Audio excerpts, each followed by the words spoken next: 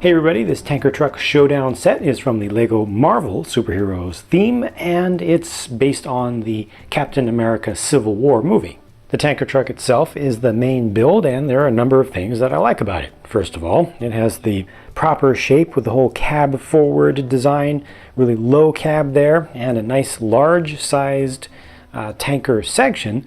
But even though it is a fairly large thing, vehicle thing, in a superhero set, they didn't go with some crazy wide scale, 8 wide, 10 wide or something like that.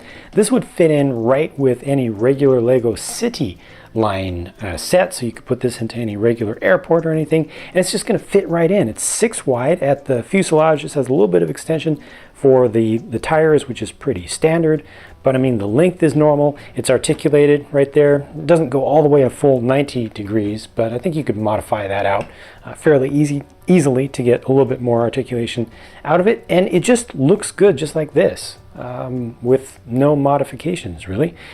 This also has a pretty significant built-in action feature, which you don't see much of except for the big knob on the side. Now, I do wish that that was a little bit smaller, a little bit less obvious. You can make it less obvious by putting something smaller on there, but basically it just has an axle that sticks out. But beyond that, the real features, the things that move, are well hidden away. You just see that the roof looks like it may be split a little bit in the center, which could generally just mean that you could lift up one section, or maybe it was built in 2 sections, but in reality, you turn the knob and all kinds of things happen.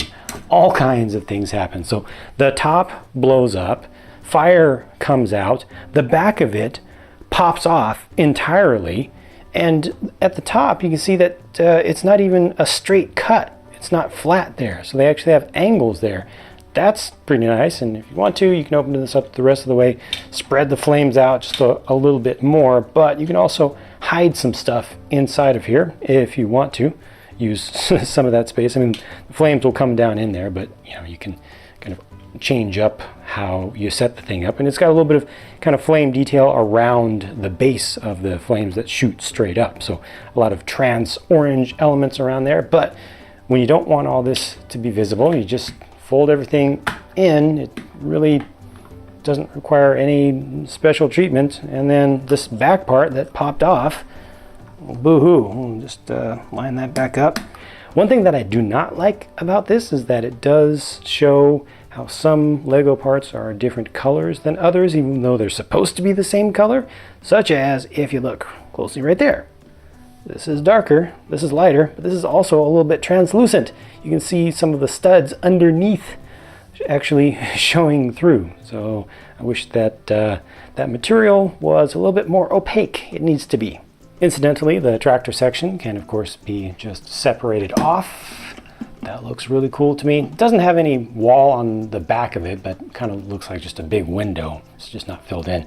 Fire extinguisher here, and you take the roof off as is usual to get access. In this case, it came with the windscreen, but there's a single seat in there, and there's a sticker for a little bit of console detail. No steering wheel though, and also they didn't include a driver for this, so you kind of have to supply your own driver unless you want to use one of the superheroes to drive a tanker truck around.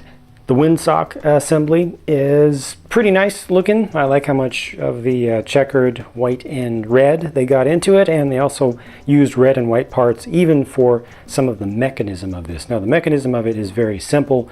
Basically, any way that you want, you find a way to knock the thing over. You can just hit it anywhere from here up to the tip. You can also rotate this around just to orient it how you want, but the general idea is you hit it and it falls down, and the barrels, these are fuel barrels, that's a sticker on each one, they're identical, those just come off, and of course if you hit it harder, more quickly, then they just come off a little bit more dramatically.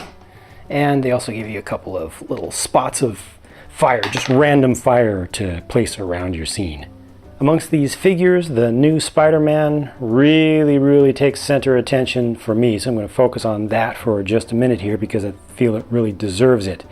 this coming from someone who's still not much of a fan of Spider-Man. I mean, I'm cool with him, but he just doesn't really excite me that much as a character. Maybe that'll start to change with the new cinematic interpretation of him, but this figure definitely excites me. As soon as I saw it, the headpiece is done very nicely. The torso print is nice. Look at that.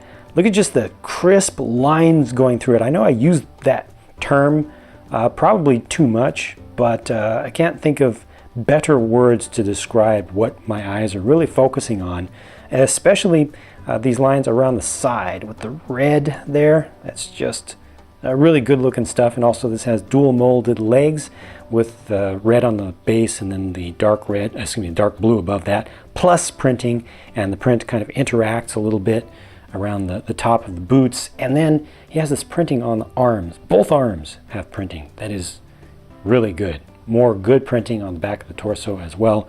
The head is done in pretty much the normal way that they do for Spider-Man, or have done in recent years, but just in general, that figure excites me, and I feel like that is one very good reason to get this set in and of itself. And then we get Vision, who is striking amongst Lego figures because of that unusual color scheme with the very just extreme contrast between the very saturated magenta and then the desaturated sand green. It really stands out.